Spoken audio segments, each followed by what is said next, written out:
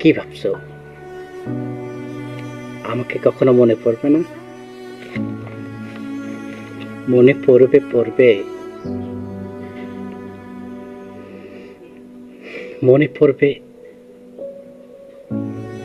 এমন এক বেহায়া ছিল, যাকে আমি শত অবহেলা করার পরেও সে আমার কাছে ফিরে আসতো বারবার, বেহায়ার মতো। বেহায়ার মতো সে বারবার ফিরে আসতো, তবুও আমি তাকে লাঞ্ছনা গঞ্চনা দিয়ে শেষ করতাম। বিচ্ছেদের পরেও সে বারবার ফিরে আসতো, এটা ভেবে আফসোস করবা চিরকাল। সঠিক সময় থাকতে সঠিক মানুষকে মূল্য দাও,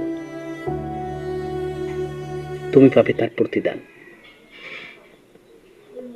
জীবনে সঠিক মানুষকে যাচাই করো, বেঠিক মানুষকে নয়।